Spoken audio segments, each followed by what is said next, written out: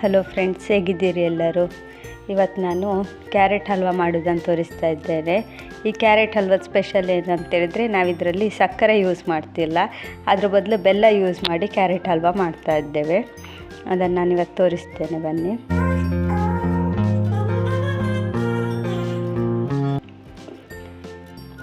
ಫಸ್ಟಿಗೆ ಕ್ಯಾರೆಟ್ ತಗೊಂಡಿದ್ದೇನೆ. ಒಂದು ಅರ್ಧ kg ಅಷ್ಟು ಕ್ಯಾರೆಟ್ ತುರಿದಿಟ್ಕೊಂಡಿದ್ದೇನೆ. 1/4 ಕಿಲೋ ಅಷ್ಟು ಬೆಲ್ಲ, ಒಂದು 5 ರಿಂದ 6 ಸ್ಪೂನಷ್ಟು ತುಪ್ಪ, ಏಲಕ್ಕಿ ಪುಡಿ, ಆಮೇಲೆ ಗೋಡಂಬಿ ಮತ್ತು 1 ಲೋಟ ಹಾಲು ತಗೊಂಡಿದ್ದೇನೆ.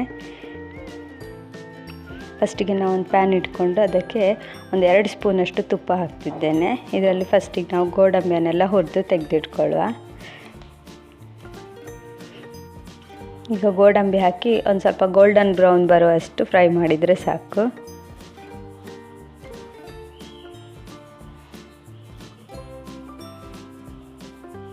ಈಗ ಇದು ಫ್ರೈ ಆಗಿದೆ.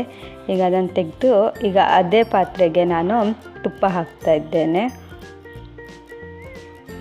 2 ಸ್ಪೂನ್ ತುಪ್ಪ ಹಾಕಿದ್ದೇನೆ. ಈಗ ಅದಕ್ಕೆ ತುರಿದಿಟ್ಕೊಂಡಿದ್ದಂಥ ಕ್ಯಾರೆಟನ್ನು ಆ್ಯಡ್ ಮಾಡ್ತಿದ್ದೇನೆ.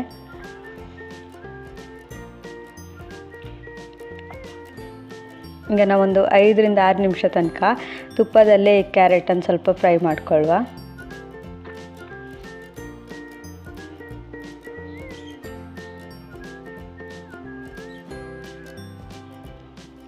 ಇದು ಕ್ಯಾರೆಟಿದ ಹಸಿ ವಾಸನೆ ಹೋಗೋ ತನಕ ನಾವು ಫ್ರೈ ಮಾಡ್ಕೊಳ್ಳುವ.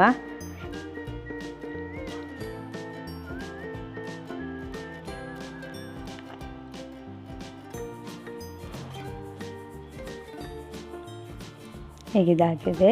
ಇದಕ್ಕೆ ನಾವೀಗ ತಗೊಂಡಿರುವಂಥ ಹಾಲನ್ನು ಹಾಕುವ.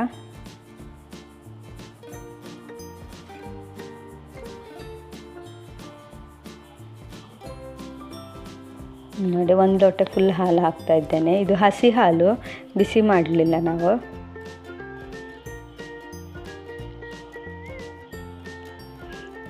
ಈಗ ಇದೇ ಹಾಲಲ್ಲಿ ಕ್ಯಾರೆಟ್ ಬೇಗ ತನಕ ಬಿಡುವ. ಮಧ್ಯೆ ಮಧ್ಯೆ ಬೇಕಿದ್ರೆ ನೀವೀಗ ಮಿಕ್ಸ್ ಮಾಡ್ತಾ ಇರ್ಬೋದು.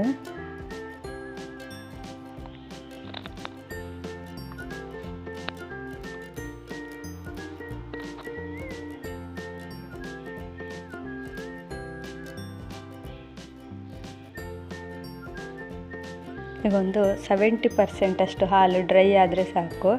ಆನಂತರ ನಾವು ಬೆಲ್ಲ ಆ್ಯಡ್ ಮಾಡ್ತಿದ್ದೇವೆ.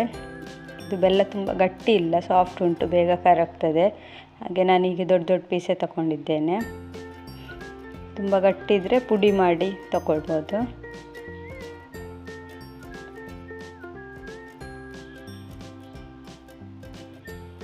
ನೋಡಿ, ಈಗ ಬೆಲ್ಲ ಎಲ್ಲ ಕರಗಿದೆ.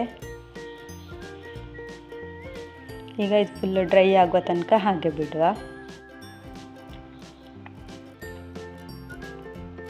ಈಗ ಇದು ಆಲ್ಮೋಸ್ಟ್ ಆಗ್ತಾ ಬಂತು. ಈ ಸ್ಟೇಜಲ್ಲಿ ನಾನು ಏಲಕ್ಕಿ ಪುಡಿಯನ್ನು ಆ್ಯಡ್ ಮಾಡ್ತಿದ್ದೇನೆ.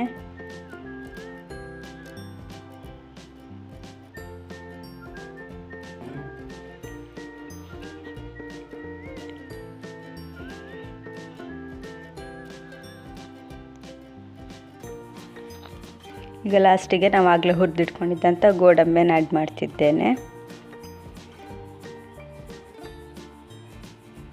ಈಗ ಆಲ್ಮೋಸ್ಟ್ ನೀರೆಲ್ಲ ಡ್ರೈ ಆಗ್ತಾ ಉಂಟು. ಈಗ ನೋಡಿ, ಫುಲ್ಲು ಹಲ್ವ ರೆಡಿ ಆಯಿತು.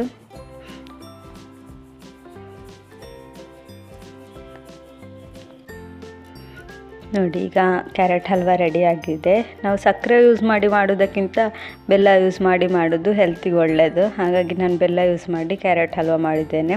ಟೇಸ್ಟಲ್ಲೇನು ವ್ಯತ್ಯಾಸ ಗೊತ್ತಾಗೋದಿಲ್ಲ, ಸಕ್ಕರೆ ಹಾಗೇ ಇರ್ತದೆ ಟೇಸ್ಟ್ ಕೂಡ. ನೀವು ಕೂಡ ಮನೆಯಲ್ಲಿ ಒಮ್ಮೆ ಟ್ರೈ ಮಾಡಿ. ಹಾಗೆ ನಮ್ಮ ಚಾನಲನ್ನು ಲೈಕ್, ಶೇರ್, ಸಬ್ಸ್ಕ್ರೈಬ್ ಕೂಡ ಮಾಡಿ ಅಂತ ಹೇಳ್ತಾ ಈ ವಿಡಿಯೋನ ಇಲ್ಲಿಗೆ ಎಂಡ್ ಮಾಡ್ತಿದ್ದೀನಿ. ನಮಗೆ ಸಪೋರ್ಟ್ ಮಾಡ್ತಾಯಿರಿ. Thank you.